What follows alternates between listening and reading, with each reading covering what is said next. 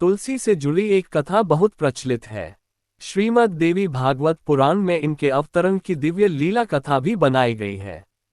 एक बार शिव ने अपने तेज को समुद्र में फेंक दिया था। उससे एक महातेजस्वी बालक ने जन्म लिया। यह बालक आगे चलकर जलंधर के नाम से पराक्रमी दैत्य राजा बना। इसकी राजधानी का नाम जलंधर नगरी था। दैत्यराज कालनेमी की कन्या वृंदा का विवाह जलंधर से हुआ। जलंधर महाराक्षस था। अपनी सत्ता के मद में चूर उसने माता लक्ष्मी को पाने की कामना से युद्ध किया, परंतु समुद्र से ही उत्पन्न होने के कारण माता लक्ष्मी ने उसे अपने भाई के रूप में स्वीकार किया। वहां से पराजित होकर वह देवी पार्वती को पाने की लालसा से कैलाश पर्वत पर गया। भगवान देवाधिदेव शिव का ही रूप धरकर माता पार्वती के समीप गया, परंतु मां ने अपने योग बल से उसे तुरंत पहचान लिया तथा वहां से अंतर्ध्यान हो गई। देवी पार्वती ने क्रुद्ध होकर सारा वृतांत भगवान विष्णु को सुनाया।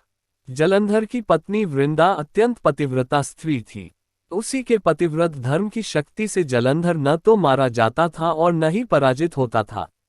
इसीलिए जलंधर का नाश करने के लिए वृंदा के पतिव्रत धर्म को भंग करना बहुत जरूरी था।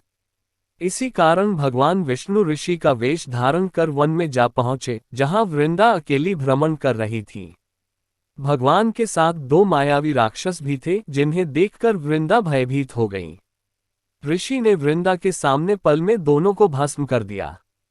उनकी शक्ति देखकर वृंदा ने कैलाश पर्वत पर महादेव के साथ युद्ध कर रहे अपने पति जलंधर के बारे में पूछा। ऋषि ने अपने माया जाल से दो वानर प्रकट किए। एक वानर के हाथ में जलंधर का सिर था तथा दूसरे के हाथ में धड़। अपने पति की ये दशा देखकर वृंदा मूर्छित होकर गिर पड़ी।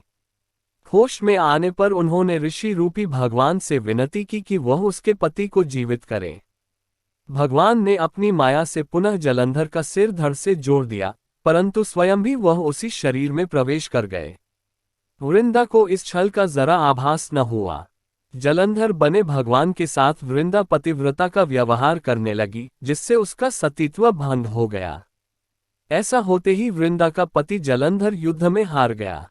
इस सारी लीला का जब वृंदा को पता चला, तो उसने क्रुद्ध होकर भगवान विष्णु को शिला होने का श्राप दे दिया तथा स्वयं सती हो गई।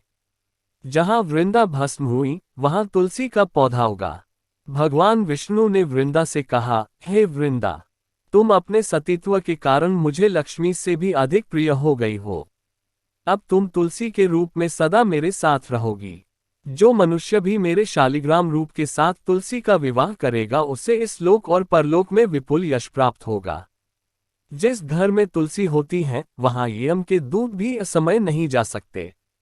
गंगा व नर्मदा के जल में स्नान तथा तुलसी का पूजन बराबर माना जाता है।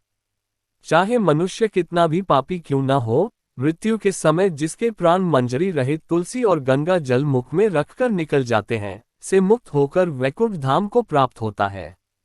जो वह पापों मनुष्य तुलसी व आंवलों की छाया में अपने पितरों का श्राद्ध करता है, उसके पितर मोक्ष को प्राप्त हो जाते हैं।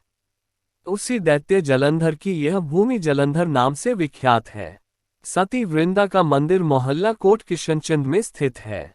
कहते हैं इस स्थान पर एक प्राचीन गुफा थी, जो सीधी हरिद्वार तक जाती थी। सच्चे मन से 40 दिन तक सती वृंदा देवी के मंदिर में पूजा करने से सभी मनोरथ पूर्ण होते हैं।